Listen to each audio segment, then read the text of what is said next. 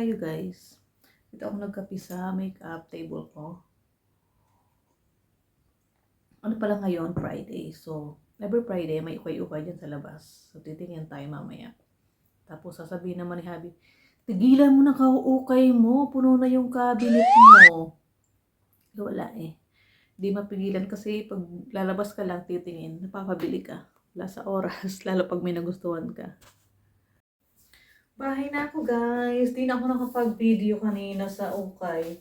Kasi ang daming tao. Tsaka naano ako, naiilang. So dito na lang sa bahay. Linis muna ako ng konti. Medyo late na nga pero hindi pwede kasi hindi buo yung araw ko pag hindi ako nakapagwalis. Luluto pa ako mamaya pagkatapos nito. Tsura ko. Ito yung office ni Habi. Dito siya nag-computer, nag-work, nagsasound pag kagaling na sa trabaho. So, linisin din natin. Ang dami ano. Palagay yung mga computer niya, mga tools niya dito sa baba. Speaker, tsaka tools pa rin dyan.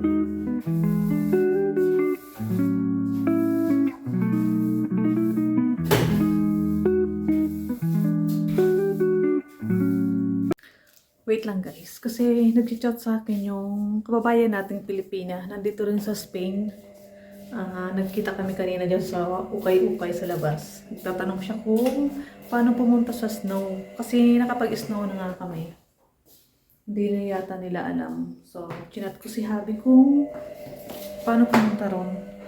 Kasi ang alam ko nag-aano lang eh, nag-Google Map lang kami noon. Pero tanong ko pa rin siya kung saan banda nga yun. Nag-toast ako guys ng bread. Ito yung breakfast ko with coffee. Then, minute ko yung sinangag. Pang 3 araw na to. Hindi naman, kahapon ko lang yung sinangag. Yung ano, ang pang 3 araw na, yung longganisa. Pero pwede pa naman, kasi prito naman to eh. Sayang kasi may tira pang konti oh. Nilayang naman ako itapon. So, iingat ko na lang tapos magsayang na lang ako ng panibago para kay Habi. Diba? Napak na ba naman ito?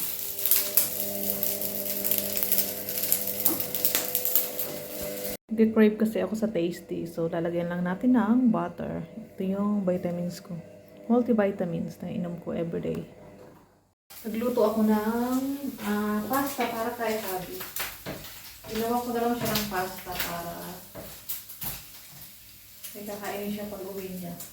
Ako kasi kumain na ako yung sinangag na tira kahapon. Inigit ko lang.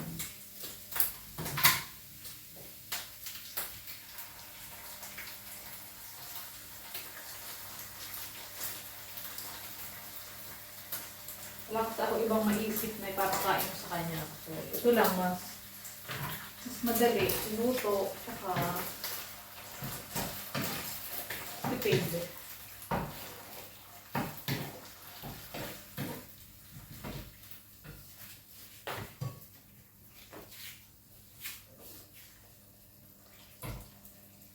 Kunti na nga lang yung pasta.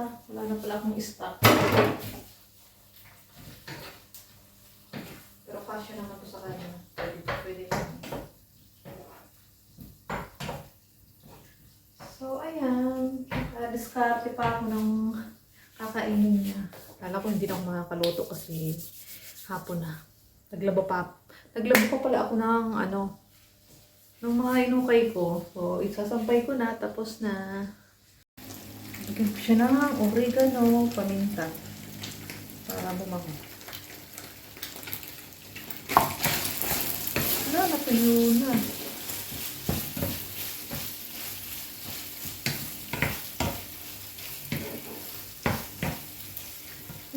Wait. Kukuha na ako ng pampasarap. 4 cubes. Lalagyan ko lang siya ng konting kapangyay. Ito munang matutuyo. Hindi ko pa na ilalagay yung Ang pag-itutuyo ko.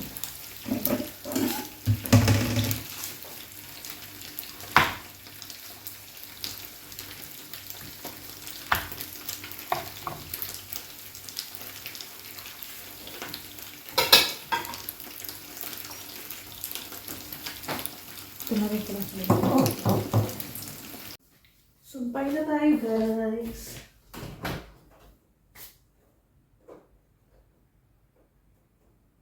Kunti lang naman to. Ilagay ko rin yung pantulog ko, yung pajama.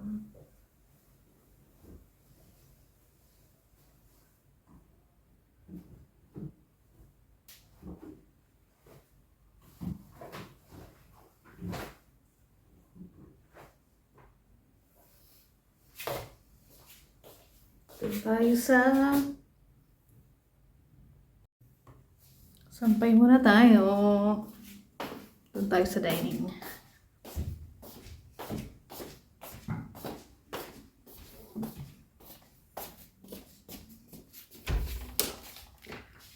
Kung bubuksan. O kakakalabog tong ano. Pinto. Sabi ko na nga eh. Dito pa yung sinampay ko kahapon. Hindi ko pa nakukuha. Tanggalin ko muna. Tutupi tayo guys. Tapos na naman yung ating buong maghapon. Naninibago ako dito sa damit ko. Parang laki-laki ko.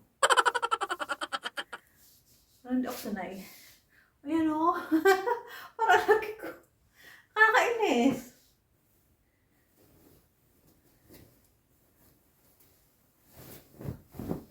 Tupinan natin to para mag-ano na tayo mamaya. Mag-sleeping beauty.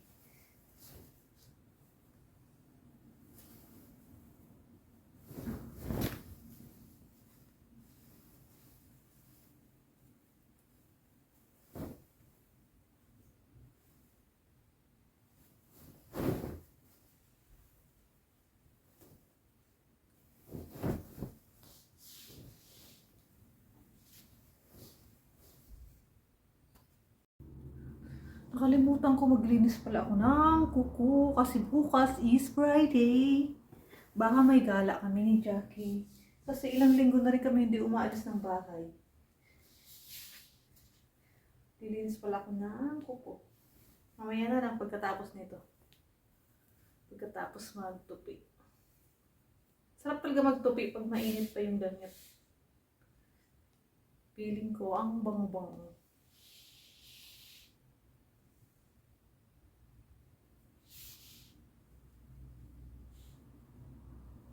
Mamaya na nga lang ako maglinis ng kuko. Parang kung inaantok, idlip muna ako mamaya. So, pagkatapos nito. Sleep time! Idlip muna tayo saglit guys. Kasi pakiramdam ko, antok na antok ako. Parang sakit ng mata ko. Napuwit ako kagabi kaka-edit ng video. So ayan, see you later. See you later. Bye. Buenas. Oh my god, are you eating? Of course. You like my pasta? Yes, perfecta. Wow. I don't eat pasta. I ate fried rice from yesterday. Not weather, not weather. Lamig, lamig. Linis muna ako guys ng kuko kasi bukas alis kami. Punta kami ng Cuenca. Magbabakasyon kami ng 3 days. So ayan. Diba Monday holiday pa. So haba-haba yung natin ngayon, yung bakasyon nila. So may time para mag-relax. Ako lang kasi guys naglilinis ng kuko. Kahit nung nasa Pilipinas pa ako, ayoko talaga magpalinis na kasi natila ako. Tawag dito, yung sa paa ko, nilinis, tapos dumugo siya. Naku, namaga talaga, natanggal yung kuko. Hindi talaga ako nagpalinis. Ako na lang naglinis sarili ko. Grabe yung pinagdaanan ko noon. Namaga, akalain mo namaga, tapos natanggal yung kuko. Tapos, ewan ko, ba't yung kuko masyadong sensitive. Pag tinatanggalan, nasugatan ng konti, dugo ka agad. Kaya, ako na lang, palit-palit na lang ng nail polish. Ganun na lang ginagawa ko.